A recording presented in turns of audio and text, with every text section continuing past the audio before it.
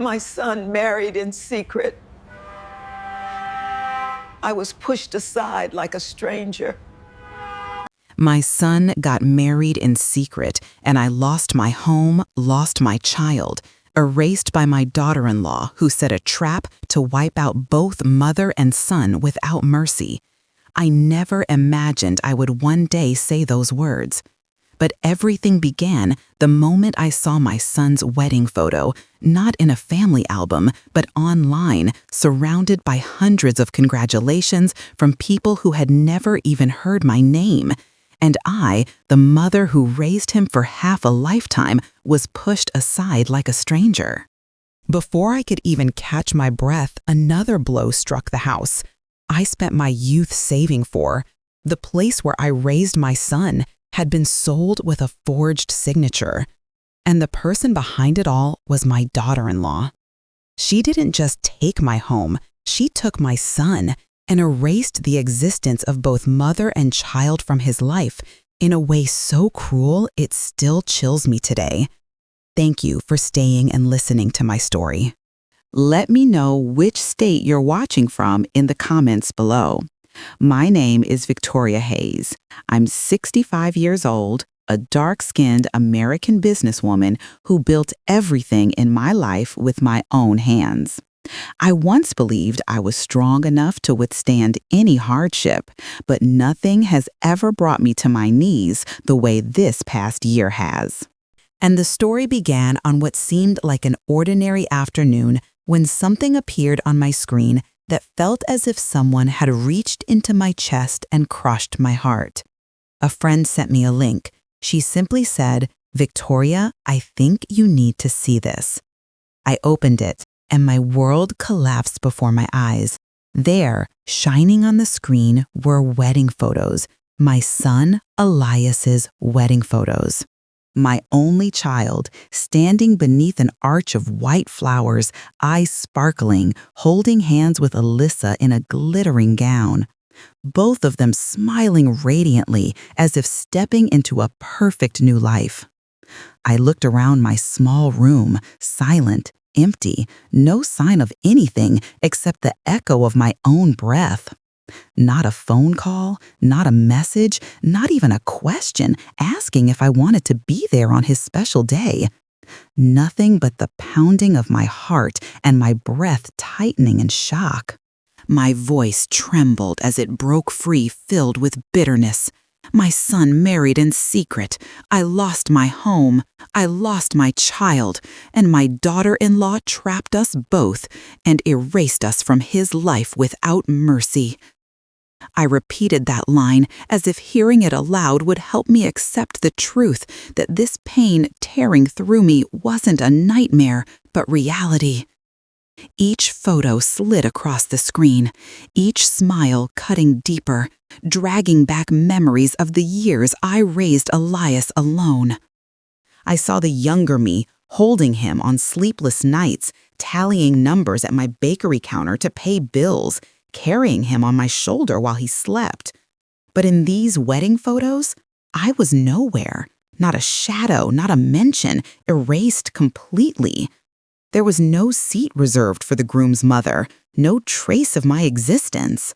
The emptiness spread inside me, cold enough that I had to grip the edge of the table to keep from falling. I opened photo after photo until one close-up of Elias stopped me. The face I had cared for my whole life, and now I was looking at it through a social media post, like a stranger watching someone else's story. I realized I was standing outside my own son's life, pushed out, erased without a word. I took a breath, but it caught in my throat. My mind spun with questions that had no answers. Why did he hide this from me? Why didn't he tell me? Why didn't they think my feelings mattered? I stepped toward the window. The late afternoon sun came through the worn curtains, casting a faint glow over the lonely room. I pressed my head against the frame and closed my eyes, trying to hold back the tears burning behind them. But the more I fought, the more they fell. And then it hit me. Someone had made sure I wouldn't be there. Someone planned this. Nothing about the secrecy, the silence, the perfection of the ceremony felt accidental, and the only person with a reason was Alyssa. That thought tightened my chest. I remembered our few brief meetings, her cold eyes, the stiff smile, the way she held Elias's arm, as if she feared he might slip away if I touched him. I had assumed it was just personality differences. Now I wasn't so sure. I looked around the small apartment I was living in, a temporary place, bare and unfamiliar, nothing like the home I had built with years of work. A home filled with memories, including the little pencil marks measuring Elias's height as he grew. I had already lost that home, and now I was beginning to feel I was losing my son, too. The photos froze again on the moment Elias kissed Alyssa, a moment that should have filled me with pride, where I should have been in the front row. But instead, I stood alone in a cold, dim room, eyes swollen from tears, heart in pieces. And that was when I knew this was only the beginning. I didn't yet understand everything that had happened, but I could feel clearly that someone had pushed me out of my son's life. A hand that was clever, ruthless, and deliberate, and I needed to know why. I stood by the window for a long time after seeing those wedding photos. The emptiness still sat heavily in my chest, but my memories began to move as if someone had reopened the old film reels of my life. Perhaps to understand today's pain, I had to return to where everything began. The years when it was just Elias and me navigating a world that never stopped testing us. I remember clearly the morning I carried Elias out of his father's house.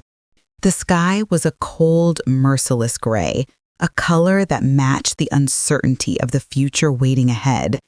But when I looked at the tiny face sleeping in my arms, I whispered, "I'll take care of everything. Don't be scared, baby." I had no idea how I would do it, only that I had to. I worked days, then nights, and accepted cleaning shifts at a local supermarket. Each late evening when the world seemed to sleep, I carried Elias in my arms through the biting wind and yellow streetlights that flickered like they too were trying to hold back tears. But I never complained because the sound of his laughter was enough to make every sacrifice worth it. We lived in a small apartment, the wooden floor creaking under every step. I had little more than secondhand furniture, a tiny kitchen table, and a single chair where I often sat tallying bills and whatever meager savings I managed to keep. But that place was always filled with our voices, with warmth, with the smell of fresh bread from the recipes I tested at dawn. Those were difficult years, but beautiful in their own way, and Elias was my only strength. When he entered high school, I had grown my small business enough to open a little fast food shop. I remember closing the store under the dark sky while Elias sat in a corner doing homework. Whenever I asked, "Are you tired, sweetheart?" he would smile and say, having me beside him was enough. In those moments, I believed nothing could ever break the bond between us. Then Alyssa appeared, soft on the surface, but cold like steel underneath. I met her for the first time on a late autumn afternoon. Elias brought her to my home and said with a glow in his eyes I had never seen before, "Mom, this is Alyssa." I tried to smile, but the moment her eyes met mine, I felt something unsettling. It wasn't shyness or nervousness, but the gaze of someone sizing me up, deciding how much of a threat I would be. From that day forward, Elias changed. He visited less, called less. When I asked, he always said, "I'm busy," or "Alyssa has something going on," or "we need time together." I tried to understand because my son was growing up. But every time we talked, I heard a faint voice behind him, sharp like a blade, saying, "Finish quickly, we're in the middle of something." And Elias would end the call. I didn't blame him, but it hurt like tiny shards of metal pushing deeper into my heart each time. Whenever I saw Alyssa afterward, she always smiled politely, but her eyes treated me as the biggest obstacle in her way. A look that said without words, "He's mine and I won't share him." I knew our relationship was changing, but I never imagined I would be pushed out of his life so completely. No mother believes her child, her only child, would one day stop seeing her as an important part of his world. Yet the coldness between Elias and me grew like two shores, slowly pulled apart by a relentless tide. All those signs, all those small warnings, I should have paid attention earlier. But a mother's heart often ignores the things that hurt. It wasn't until I saw the wedding photos that I realized the distance had become an abyss. And though I still didn't know the whole truth, I knew one thing for certain. Alyssa's hand was in everything. A hand careful, calculating, and determined to erase me from Elias's life. Back then, I had no idea what I was about to face, but that growing unease, like a shadow crawling toward me, was only the beginning of everything that would soon collapse. I didn't think life could cut me any deeper after seeing those wedding photos of Elias. But life can be cruel in ways that don't allow you even a moment to breathe. Just 2 weeks after that day, on a morning that felt deceptively calm, I was making a cup of coffee in my small, temporary apartment when my phone rang with an unfamiliar number from the bank. I had no idea that within seconds, the last thing tethering me to my old life would be ripped away. The man on the line spoke clearly, too clearly for me to escape the truth. "Mrs. Victoria Hayes, we're calling to confirm that the sale of your house has been completed. Your signature matched our documents, so the transaction has already been processed." I froze, my hand gripping the phone until it went numb. One sentence kept echoing inside my head. The house has been sold, but I never signed anything. My heartbeat pounded violently, each pulse slamming against my ribs until it hurt. I forced myself to stay calm and asked them to send me the documents. The email arrived, and when I opened it, there it was, my signature sitting neatly at the bottom of the page. But it wasn't mine.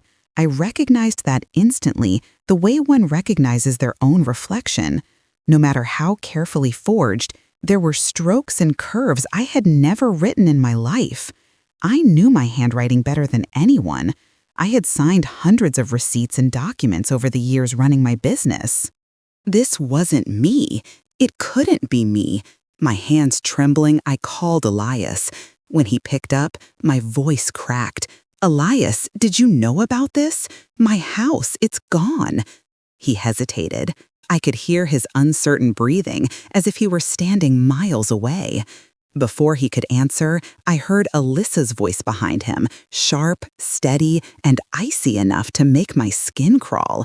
"Your mother is always holding you back. It's time you grow up." That sentence pierced me like a blade straight through the chest. Not just because of the disrespect, but because of the cold silence that followed from Elias. A silence colder than winter, so deep I could hear the distance widening between us. Finally, he said quietly, almost nervously, "Mom, don't worry. I'll explain everything later." Then he hung up, leaving me standing alone in a dim room with nothing but the long, empty beeping on the line. I couldn't feel the ground under my feet anymore. It was as if someone had pulled the last foundation from beneath me, letting me fall into a bottomless void. I hadn't just lost a house. I had lost the last piece of stability, the memories, the years Elias and I had built together. All of it swept away with a signature I never wrote. I rushed to my old home, clinging to the desperate hope that this was some misunderstanding. But when I arrived, the bright red "Sold" sign was planted on the front lawn, flashing under the sun as if mocking me, as if saying, "Nothing here belongs to you anymore." I stood there staring at the place that once echoed with our laughter, where I had hung Elias's graduation photo, where winter evenings smelled of warm wood and cinnamon. Now it was foreign, locked, sealed, as though someone had slammed the door of my life shut without asking. I placed my hand on the front door, the one I had unlocked thousands of times. The coldness of the metal seeped into my skin, and a shiver ran through me. I was no longer the owner of this place. I had been pushed out completely, without warning, without mercy. Looking up at that sold sign, I felt something in me crumble.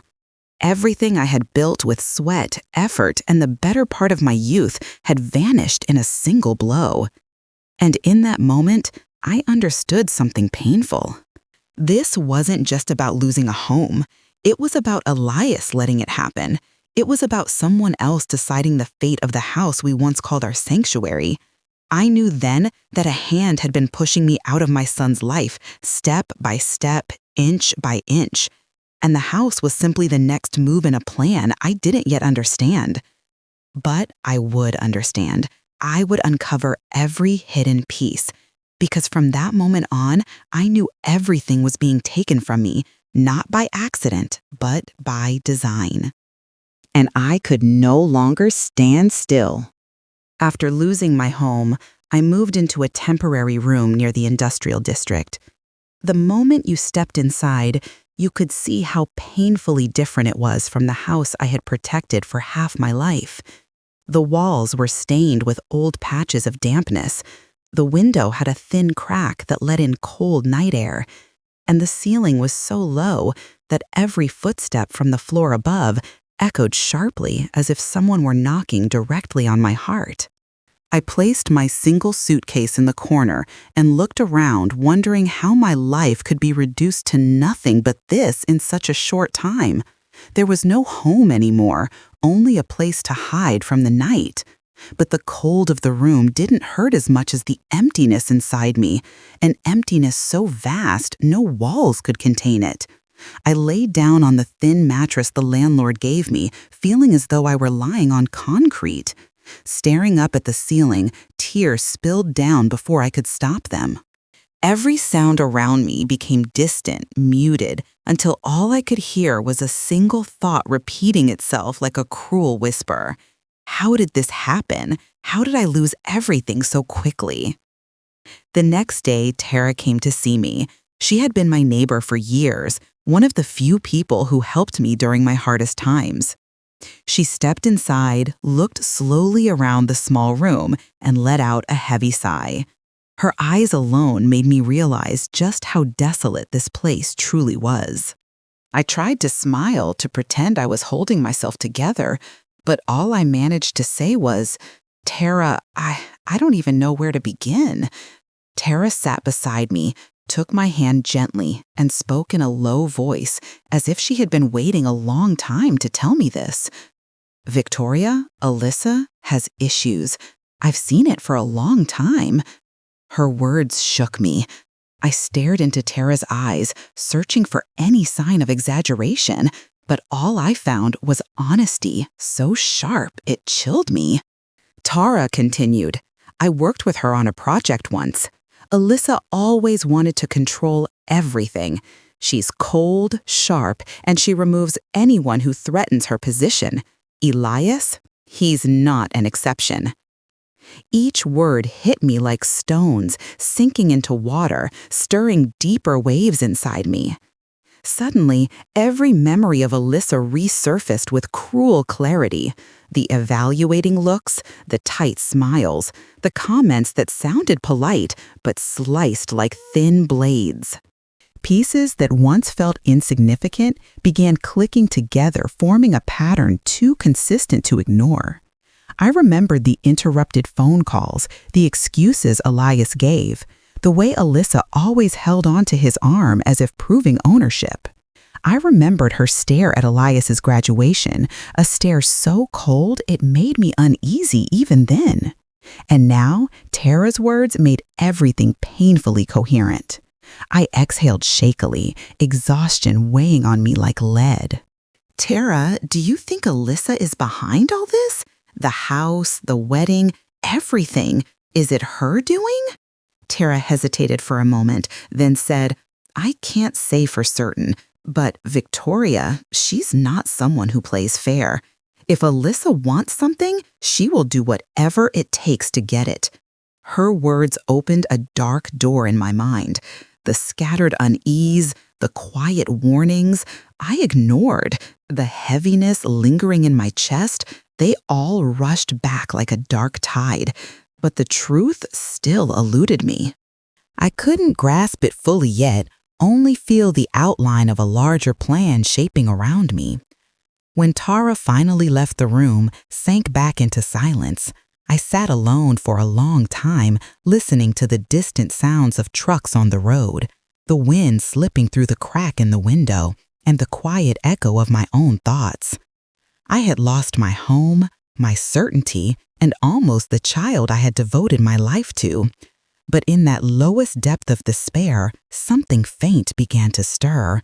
Not hope, something sharper. The need to uncover the truth. Because I knew now that none of this happened by accident. There was a hand behind everything, guiding each blow. And I had to see it. No matter how painful the truth was, I needed to face it. Because this was no longer about losing a house. It was about losing my life, piece by piece, to someone else's will. In the days after my conversation with Tara, I lived in a state that hovered between alertness and confusion, as if someone were watching my every move. Every noise in the hallway made me jump. Every unknown number on my phone made my heart race. I could sense something drifting toward me, something I could not see, but felt like a cold breath behind my neck. And just when I thought I couldn't take another blow, that man appeared. That afternoon, after I stepped out of the small convenience store at the end of the street, a deep, slightly husky male voice called from behind, "Victoria, is that you?" I turned and saw a man standing beside a silver-gray car. The late sunlight fell across his face, revealing features strangely familiar. The slightly graying hair, the tall frame, the thoughtful eyes that held both caution and warmth. I froze, unsure whether to answer. He gave a gentle smile, as if afraid to startle me. "I'm Jonathan." I went still. His name tapped gently on a long closed door in my memory. Jonathan Thomas's closest friend all those years ago. I had met him only a few times, more than 30 years back, but his eyes that once looked at my small family with respect and gentleness, I remembered clearly. What made my heart tremble was this question: why was he here now? Jonathan walked closer still, keeping a polite distance. "I know this is unexpected, but I needed to see you." I swallowed the rising anxiety and asked quietly, "Jonathan, what are you doing here?" He held my gaze for several seconds, his eyes carrying a mixture of sorrow and duty. "I came because of Thomas." It felt as though someone had reached into the past and yanked me backward. Years had passed since Thomas died, but hearing his name still made old wounds ache. Jonathan seemed to understand because he opened the leather case in his hand and took out a worn, yellowed envelope, its edges frayed with time. "Thomas left this for you, Jonathan," said voice deep and steady, "and he asked me to give it to you if something ever went wrong." My hands trembled as I opened the envelope. Inside was a letter written in the handwriting I once knew better than my own, the handwriting of the man I had loved fiercely before everything fell apart. My chest tightened as I read the first line. "If anything ever happens to you, Jonathan will find you. I trust him like a brother." I read that sentence again and again, letting each word sink into the cracks of my heart. Thomas was never the type to plan for tragedies, yet he had prepared this long before he died. What did he see coming? What did he know? Did he understand Alyssa better than I ever did?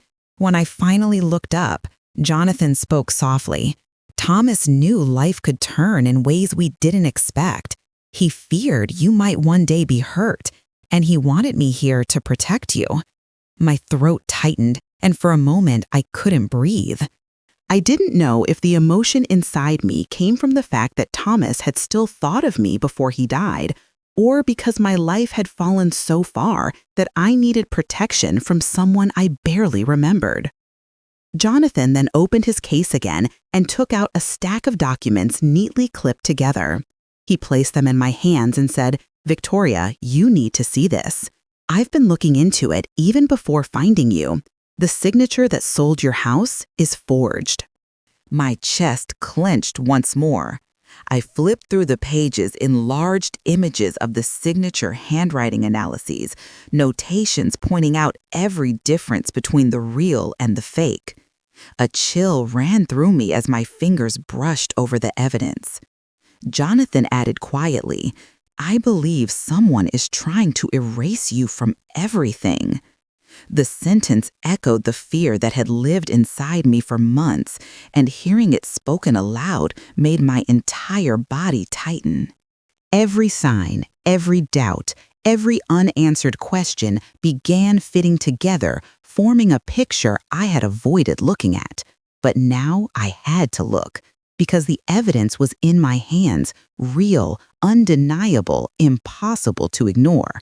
And I knew my life was about to turn down a path I never expected. A dark path, dangerous, but I had no choice except to walk into it.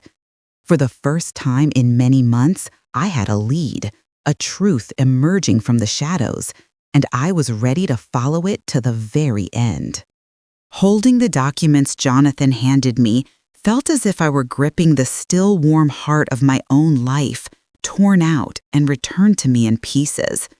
The forged signature on the house sale was only the beginning, but the ink strokes were too precise, too deliberate for an amateur. Jonathan sat across from me in the dim yellow light of my temporary room, the shadows sharpening the gravity of every word he was about to say. He pointed at the enlarged signature and spoke slowly, "Victoria, this wasn't forged by just anyone. Someone inside the bank helped." The more I stared at the writing, the colder my spine became. The familiar curves of my signature had been replicated with frightening accuracy. If I weren't the person who wrote it, I might have believed it myself. My voice trembled. Who could do something like this? Jonathan turned to the next page, revealing a name printed clearly at the top. Mark Henderson. I remembered him vaguely, a mid-level employee at the bank who handled my accounts. Jonathan said Mark processed the sale. He opened the door for the forged signature to pass. I felt something inside me collapse. A man I barely knew, someone entrusted with my financial security, had become an accomplice in stripping my life apart. My heartbeat thudded violently unsteady, but Jonathan wasn't finished. His eyes shifted, holding a weight that made me brace myself. "Victoria, you need to prepare for what comes next." I tightened my grip on the documents. "There's more." He handed me another sheet. On it was Elias's signature. I recognized my son's handwriting instantly. Years of school forms and college paperwork had made it familiar, but something was wrong. The angle was off, the stroke too stiff, almost mechanical. Jonathan took a breath, then said the words that made the room blur around me. "This signature is forged too." I shot to my feet as if struck. No, that's impossible. Why would Elias sign anything related to my property? Jonathan looked at me with an expression that carried pity and regret. Because he didn't sign it. Then came the sentence that ripped the ground out from under me. "She didn't just erase you, she erased your son, so she could take everything." I stood frozen. A terrifying emptiness opened inside my chest. Jonathan's voice echoed through the room like a hammer striking stone. "Erase your son." I had to steady myself on the table, my knees weakening. The dim light flickered slightly, as if even the room felt the blow. Alyssa forged both our signatures. Jonathan nodded. If you disappear from the legal records and Elias is removed from joint claims, everything defaults to Alyssa. No one could dispute her ownership. Air drained from my lungs. Alyssa hadn't just taken Elias. Hadn't just taken my house. She wanted to erase both mother and son from the legal world entirely so she could rise alone, uncontested. Jonathan explained how she had contacted Mark Henderson beforehand using both money and pressure to manipulate him. Every detail was calculated, precise, emotionless. I asked, my voice cracking, Why would she go this far? I never harmed her.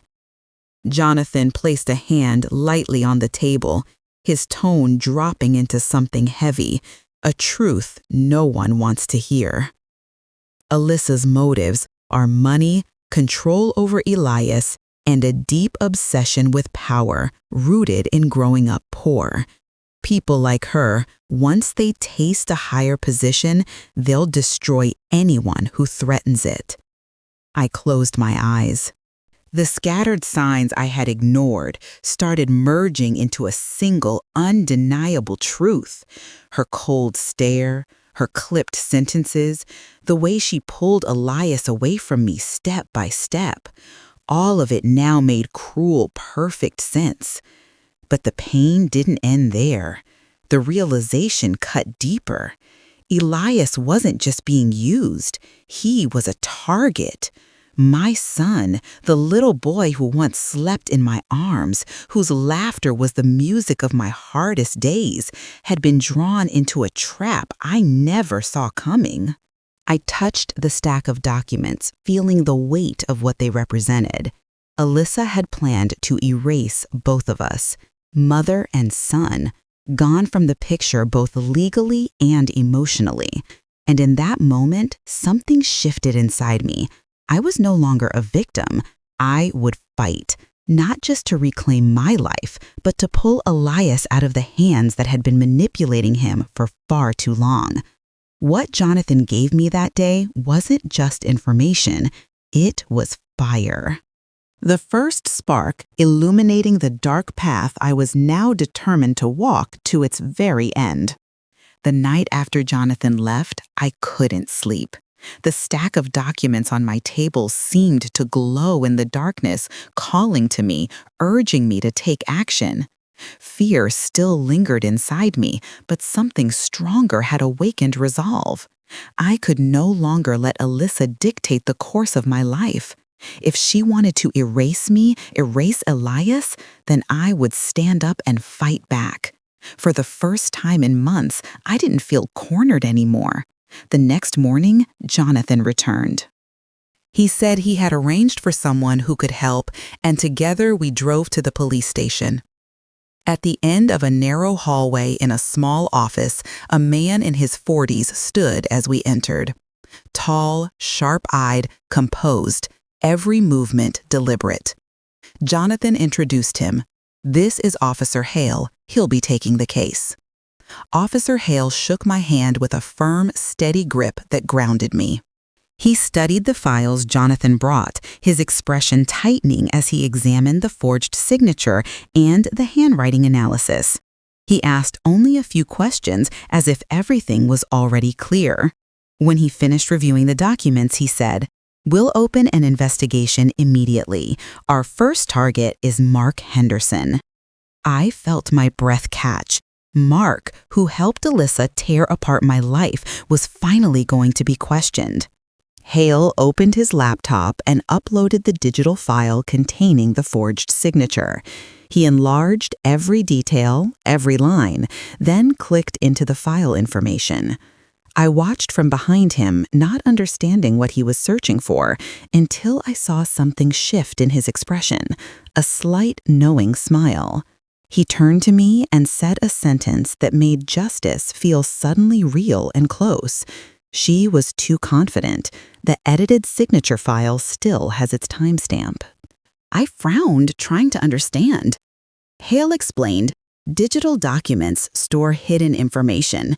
If someone edits a file but doesn't erase the metadata, the system keeps records of the edit time, location, and device. Alyssa didn't delete it. The clarity of that moment cut through the air like a beam of light. It was simple, undeniable, and perfectly logical. Alyssa was intelligent, manipulative, but her arrogance left a trail she never expected anyone to find. Hale kept digging. He pulled up another panel on the screen showing the editing history. At the bottom was a clear timestamp from the device that created the forged signature. It couldn't be denied. It couldn't be covered up. Hale saved the evidence and turned to Jonathan. "We have enough to summon Mark Henderson, but I want one more piece to seal this." Jonathan nodded and retrieved another file he had kept aside. He slid it toward Hale. "This will help." My heartbeat quickened as Hale opened the file. Inside were printed copies of email exchanges between Alyssa and Mark. I had braced myself for something awful, but nothing prepared me for the brutality of what was written. "Erase her from every legal connection. I'll handle the rest." For a moment, I couldn't breathe. It wasn't suspicion anymore. It wasn't a pattern of signs. It was a confession in writing. Alyssa didn't just want my house. She didn't just want Elias. She wanted to erase my existence from every legal trace. Cold, calculated, final. Hale looked at me, his eyes firm, steady, almost protective. "Victoria, with this evidence, we won't just bring in Mark Henderson. We'll bring Alyssa into the light." I didn't respond at first. My hands tightened around the chair, and I felt something inside me crack open, not in pain, but in release. For the first time, the weight crushing my chest began to lift. I was no longer the mother pushed to the bottom. I was no longer the victim being carried along by someone else's scheme. In that small office, I rose again. I fought back, and for the first time, I felt I had a real chance of reclaiming what was taken from me. The evidence was found, the truth was exposed, and from here on, my battle truly began. I don't remember how long I stood in front of the house that once belonged to me, now carrying the nameplate of the woman who tried to erase my entire existence. The sky that afternoon was heavy and gray, as if everything was about to collapse at once. I took a deep breath, held the stack of evidence tightly in my hand, and rang the doorbell. The door opened and Elias appeared. His face looked tired, worn down, like someone whose mind had been twisted for months. "Mom, why are you here?" I didn't answer. I walked past him, went straight to the dining table, and laid down every piece of evidence: the forged signatures, the metadata, the emails Alyssa sent to Mark Henderson. The papers stacked up like a verdict. I looked Elias in the eye and said in a voice unnervingly calm, "Today, the truth comes out." The quietness of that sentence sounded like the opening crack of a storm. Alyssa stepped out from the kitchen, her eyes cold as stone. When she saw the documents, her expression tightened, just a flicker, but enough to betray her fear before she masked it with a mocking smile. "Oh, you're imagining things again, aren't you, Victoria?" I didn't respond. I only looked at Elias. "Open them. You need to see everything." Elias sat down, his hands trembling as he flipped through each page. With every forged line, every digital analysis, every email, his face grew paler. And when he reached the most damning email, his lips pressed together as though he was swallowing something too painful to accept. I stood silently. This wasn't about anger anymore. It was about truth revealing itself. Alyssa couldn't hold her composure. She lunged forward, snatching the papers from Elias's hands, her voice rising with panic. "Don't listen to this garbage. She made all this up to destroy us." Jonathan stepped inside at that exact moment, holding a duplicate copy of the email. His voice was low and steady. This was taken directly from the server. No edits, no erasing. Alyssa, you can't deny it. Alyssa spun around, and in that moment, the mask she had worn so perfectly began to crack. She screamed, losing all control. "You think I ever loved you? I only wanted the house and the last name." The room fell into absolute silence, as if every sound in the world had been swallowed whole by her confession. Elias stared at her, his eyes emptying out, his entire world collapsing in front of him. I watched his face distort into heartbreak, pure, devastating heartbreak. He stepped back once, then again, as if recoiling from something venomous. In his eyes, for the first time, I saw recognition, betrayal, shattering. I walked to him and placed a gentle hand on his shoulder. He looked up at me, eyes glistening, trembling like a child who had just woken up from a nightmare. I knew I had to say what he needed to hear, no matter how much it hurt. "Do you see now, Elias?" My voice was heavy but steady. "I lost my home. I lost my son because your wife set a trap to erase both of us." Tears spilled from Elias's eyes, not because he lost Alyssa, but because he realized he had been used, manipulated, and turned against his own mother. Alyssa reached for him, desperate, but he jerked away as if avoiding a flame. "No, Alyssa, how could you?" He couldn't finish. His voice cracked under the weight of everything collapsing around him. I saw clearly the truth that had haunted me for months. Elias wasn't just harmed. He was the one harmed the most, used as a weapon, dragged into darkness, forced to believe that his own mother was the enemy. Alyssa looked around wildly like a trapped animal. She lunged toward the front door, but Jonathan was already standing there.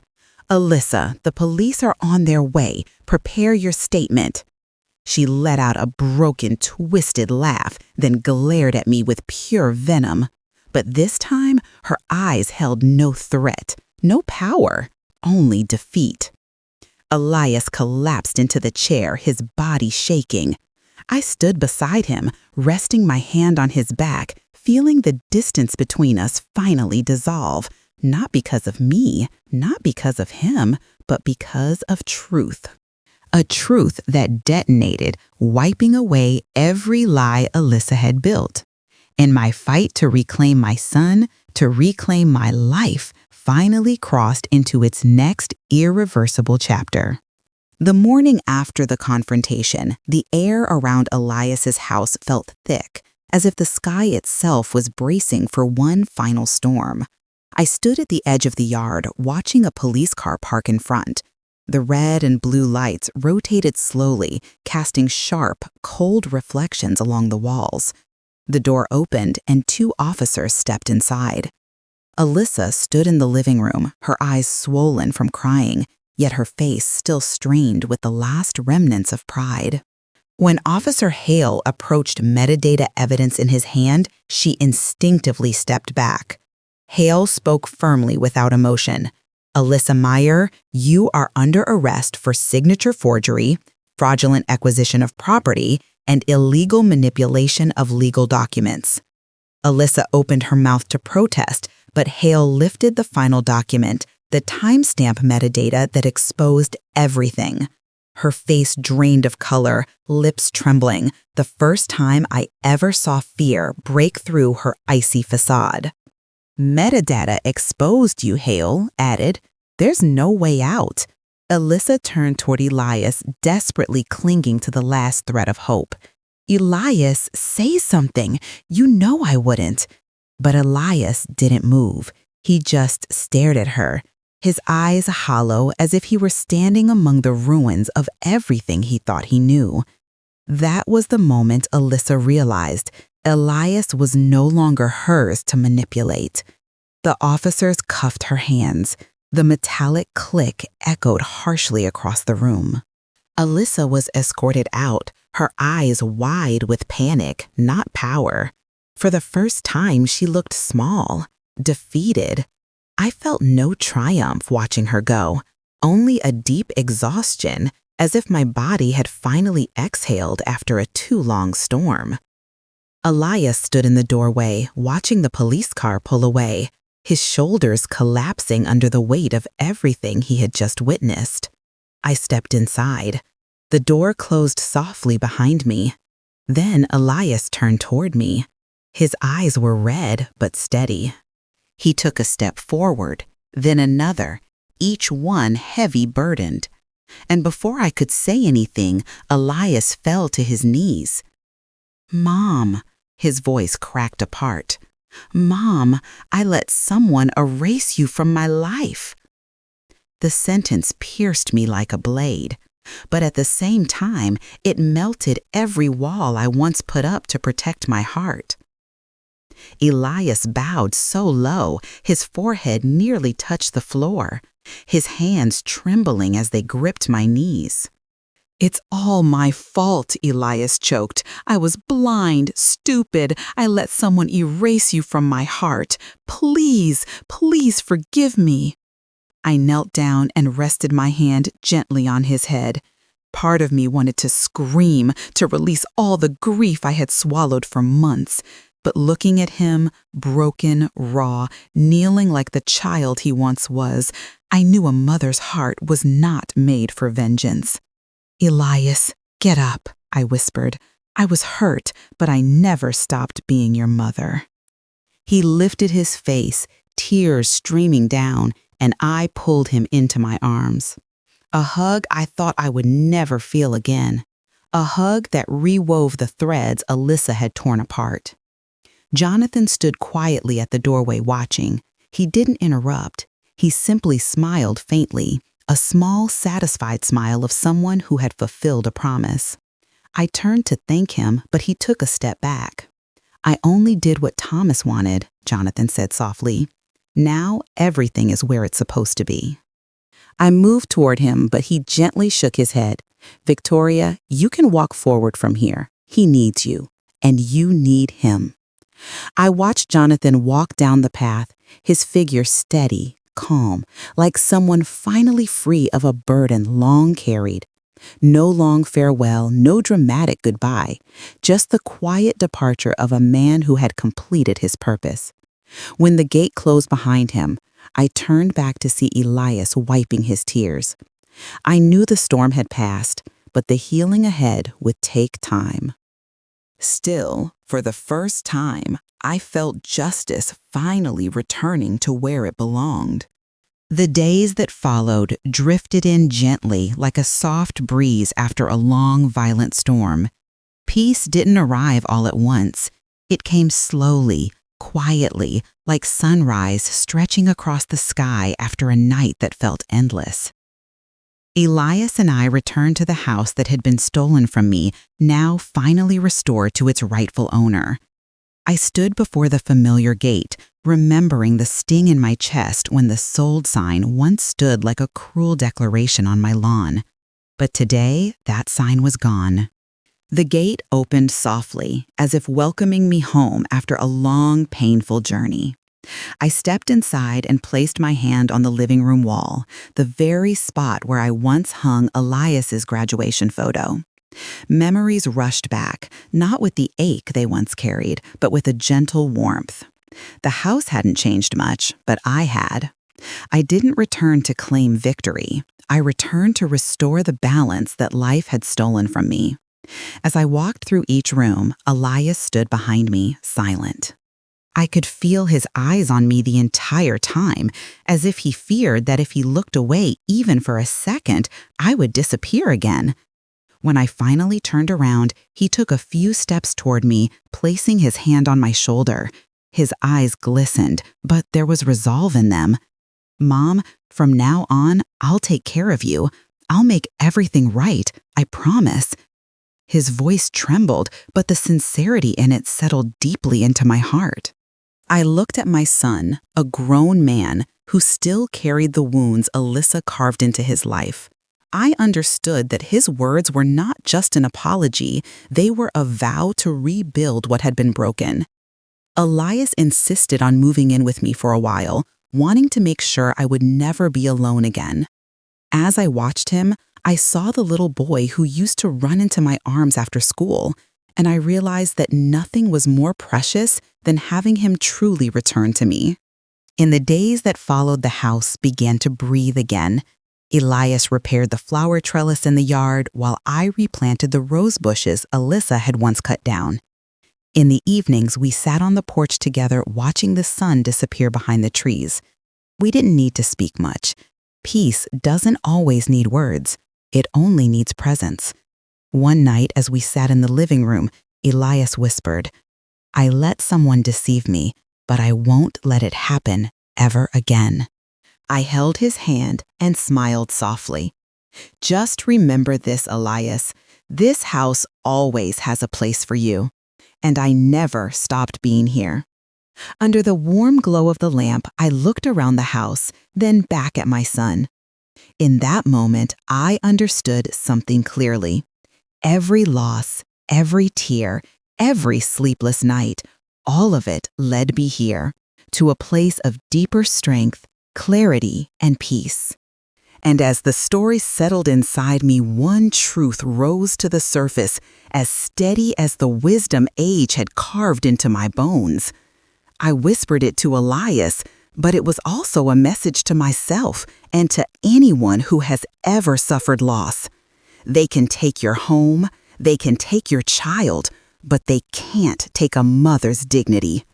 I stood up, not for revenge, but to reclaim my peace, the one thing no one can ever steal. And finally, I found that peace.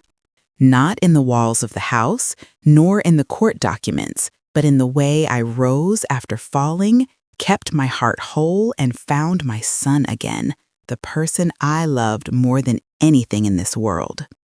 The darkness passed, and the light returned, warm and unwavering, as if it had never left at all.